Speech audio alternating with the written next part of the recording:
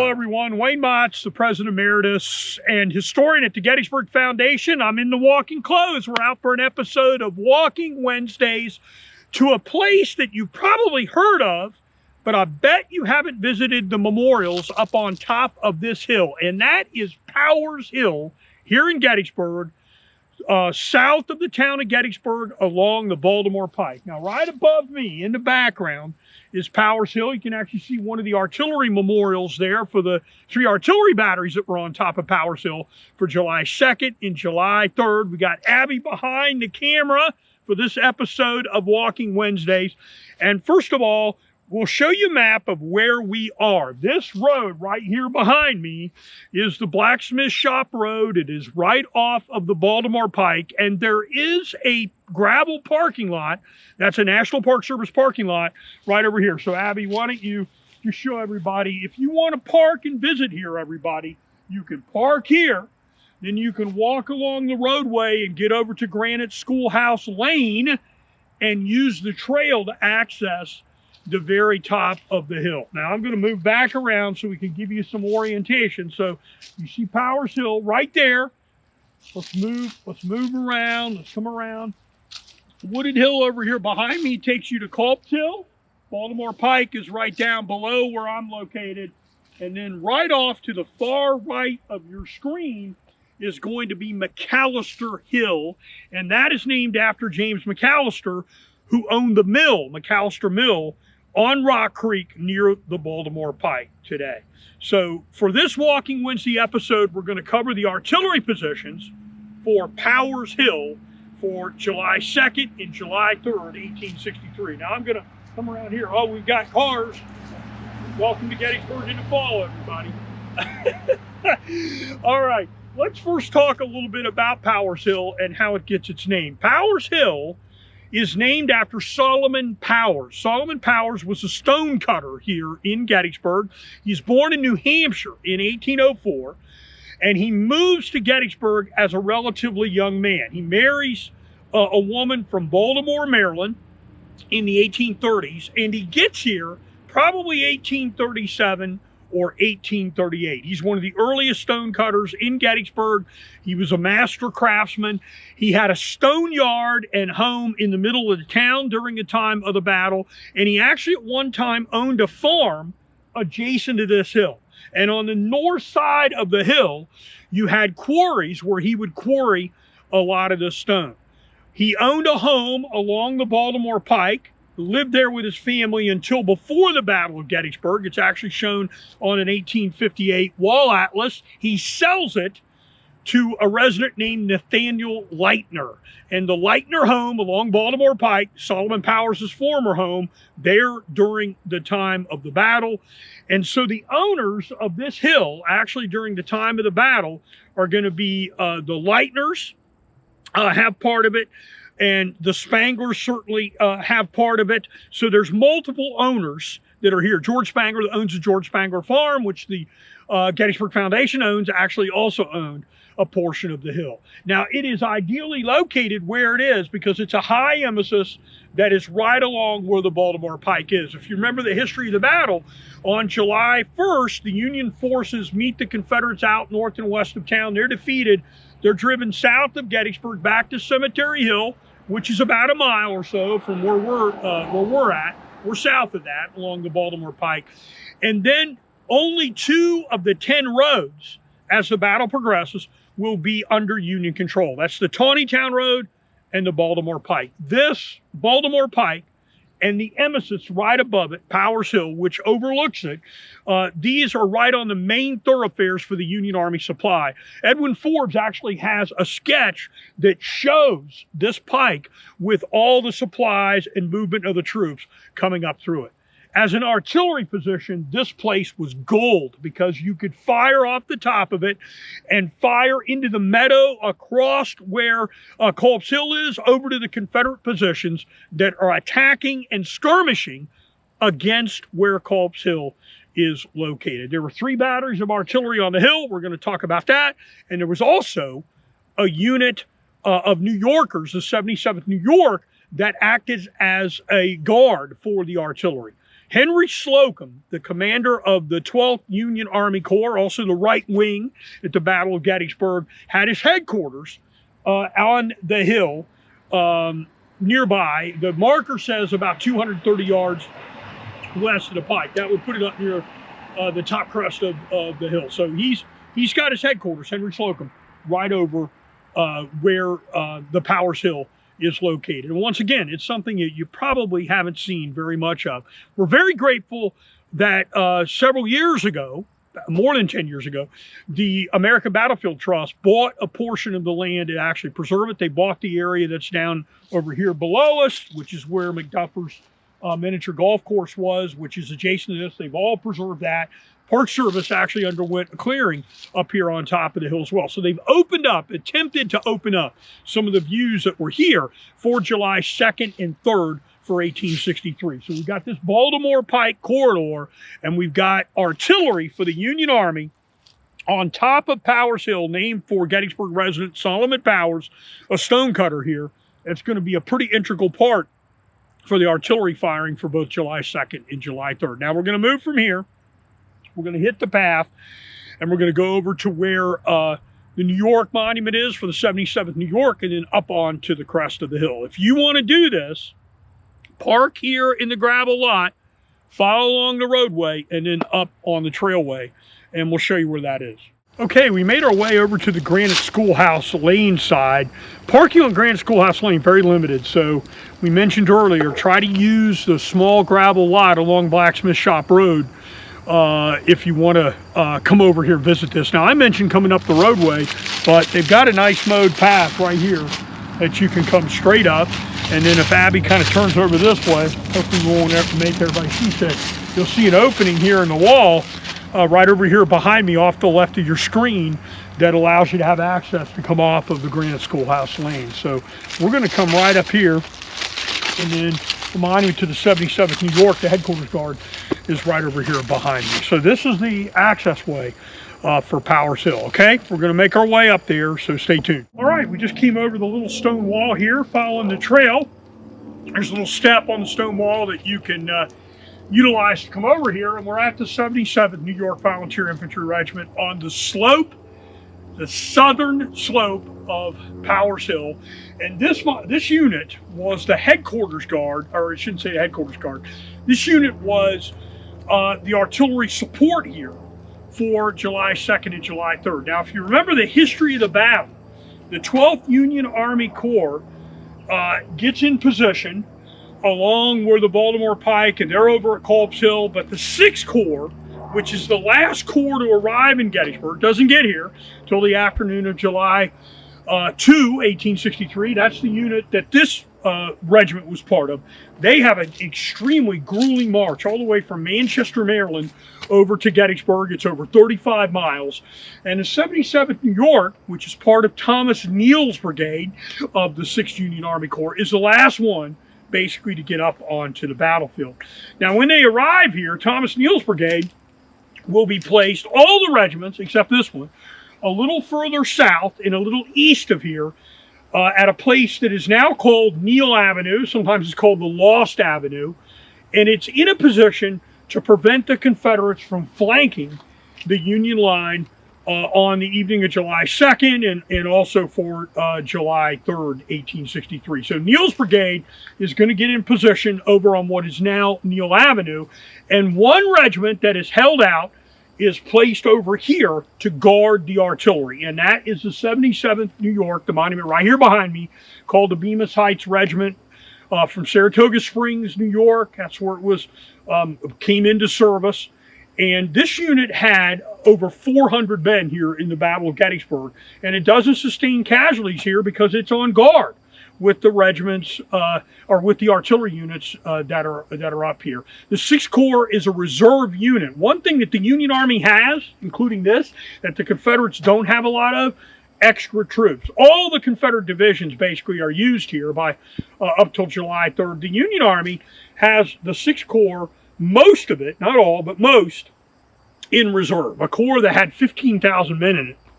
And so here's a unit in the Battle of Gettysburg, not actively engaged here, but actively engaged on other battlefields in the Civil War. And its mission is to guard the 3 batteries of artillery, which we're going to talk about next. All right, we're now on the summit of Powers Hill, and this is James Rigby's Battery A, 1st Maryland Light Artillery. We had Maryland Confederate batteries at the Battle of Gettysburg, and ironically, they're off in the distance over here behind me for July 2nd at Benner's Hill. Now, Rigby's guns in position here, he had 6 guns here in the time of the battle, these ordnance rifles that are here, and he's going to fire. He says in his report, this is what he says: open fire at 2 o'clock on a battery of the enemy, a distance of about 2,500 yards. That's on July 2nd. That's one of the Maryland batteries that are over on Benner's Hill. But finding the distance too great, I ceased fire for the day. At daylight, on the morning of July 3rd, I commenced shelling the woods in front. So if you look down here below me, you'll see there's wood lines right over here in front by where Culp's Hill is located off in the distance. And I remained in the position until Sunday, July 5th. So on the morning of the 3rd, this corridor right here for the artillery is going to fire into what we call Spangler Meadow and down into Spangler Spring and up against the far left of the Confederate Army. At first, it was the units of James Walker's Stonewall Brigade, and then relieved on the morning of July 3rd by William Smith's Virginia infantry regiments that are here. And he says, Rigby says in his report, I only fired 211 rounds. He fired 211 rounds from this location where you're at. I've been informed by Major General Slocum the battery did terrible execution against what the enemy was. So he says he talked to General Slocum, and Slocum said the battery did great service in trying to shore up this corridor. This would be early on the morning of July 3rd, 1863. Now we're going to pass from here. We'll go down and we'll take a look at the other 2 that are here, but this is the far right of the battery that was here closest to the 77th New York. This is Knapp's Independent Pennsylvania Battery. It's the middle of the 3 artillery units that are here on Powers Hill on July 2nd and July 3rd. As the monument says, one gun of this unit was sent over, and they had six 10-pound Parrott rifles. One of the guns was sent over to Culp's Hill, right on the summit of Culp's Hill, and it was followed by 2 other guns on the evening of July 2nd, 1863. Those guns, and there's a monument still on Culp's Hill, will engage Benner's Hill on July 2nd, 1863. Lieutenant Edward R. Gary, 17 years old, in the Battle of Gettysburg, one of the youngest Union commanders, if not the youngest, in the Battle of Gettysburg, is in command of the 3 guns of Knapp's Battery that are over on Culp's Hill. The other 3 are here during the time of the battle, and eventually the 3 that are sent over to Culp's Hill on July 2nd are moved back to this location. This is the only one of the 3 batteries that have monuments up here today that participated in the action here for July 2nd and 3rd, the only one of the 3 batteries here at the time that actually had casualties. And you see the casualties down below, wounded 3 men. Actually, one of those men ended up dying, being mortally wounded up on Culp's Hill. Now, this monument, seldom seen. What a nice monument. But I want Abby to come over here because I'm going to tell you something interesting. I found a picture in the battlefield guide file discussing this monument, and in 2003 a very powerful Atlantic hurricane named Isabel came up the coast and actually did all kinds of damage here in Pennsylvania and caused damage on this monument. And if you look at it right here, you can see where the barrel was taken off of where the monument is, and the Park Service came and put the barrel back on. But there's an image of this in the battlefield guide file after Isabel got done with it, and unfortunately there was damage that's here. Firing on the morning of July 3rd, everybody, right out across here. The charge of the 27th Indiana, 2nd Massachusetts on the morning of July 3rd, and then the artillery support against the Confederates that are attacking Culp's Hill. Unfortunately, some of the guns here, the artillery fuses exploded prematurely and killed or wounded some of the Union soldiers that are along the battle line trenches over on Culp's Hill. The 20th Connecticut, under the command of Colonel Wooster, he actually sends a dispatch and basically tells them stop firing, or he's going to have his men attack these, because the fuses were short. One of the soldiers in his command, George Warner, lost both his arms, pretty well-known Gettysburg soldier, because of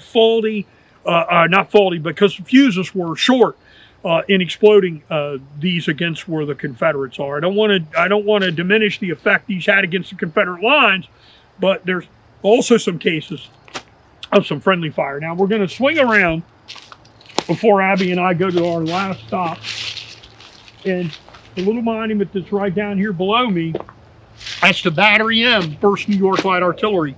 That's Weininger's Battery of New York. That is the third and final battery that's up here for Powers Hill for our Walking Wednesday for July 2nd and July 3rd, 1863. So we're going to move down to Weininger's Battery. All right, the last stop for our Walking Wednesday up on Powers Hill. This has been a shorter Walking Wednesday, but that's not necessarily a bad thing. We hope you will come out and explore these memorials on your own time when you're able to do it. Now, we're here, Abby and I are here in sort of the early fall when we're filming this, and right now it's a really great day. I'm in short sleeve shirts, but I would say the best time to come up here, if you're able to come up here in late fall, wintertime, early spring, because you're going to get a view right out across from here for the artillery fire for these 3 batteries of artillery that you don't really get right now. This is Charles E. Weininger's Battery, Battery M, 1st New York Light Artillery. It's the third and final battery on the far left of the Union Army that's here. Now, this battery had 4 10-pound pairs, 4 10-pound pairs during the time of the battle. Knapp's battery had 6 guns, that's 10, and then the Rigby's battery also had 6 guns. So we had 16 guns basically in and around here, and they're moved in and out at different times. On top of this hill, we had 14 at the most, at a maximum number of times, because 2 of these guns right here for Weininger's Battery are actually over on McAllister Hill. We can just see the top of McAllister Hill over the grass, way off in the distance. And Weininger goes down to the Baltimore Pike, and he actually moves guns around so he can get into a better position to fire into the left of the Confederate line near the Zephram Tawney Farm. So the left of this Confederate line is up near where Neal's brigade is located, just to the right of your screen, just south of where we're at right here. And Weininger's Battery is the one that is going to be firing that artillery into the left of the Confederates. And Weininger actually puts 2 of the guns on McAllister Mill so he can get closer, so he can get a better field of fire for the morning of July 3rd, 1863. I'll just walk back over here. I think about the veterans that were here for the 77th New York, for Knapp's Battery, for Rigby and Weininger, and I think about their contribution here to the battle. And unfortunately, it's really overlooked. No one is coming out today that I know of. Almost no one is coming out, unless you're a serious battlefield goer, visiting these positions. They're beautiful monuments on the Gettysburg Battlefield. They're seldom seen here. Everybody sees Knapp's Battery basically up on Culp's Hill, but very rarely do they see the memorial over here. And Weininger, Rigby, and the 77th New York aren't seen very much at all. I'm hoping by us coming out here today, Abby and I, for our Walking Wednesday featuring Powers Hill, you'll make an attempt to come out here, look at the memorials, and think about the sacrifice that the Union soldiers made here for July 2nd and July 3rd.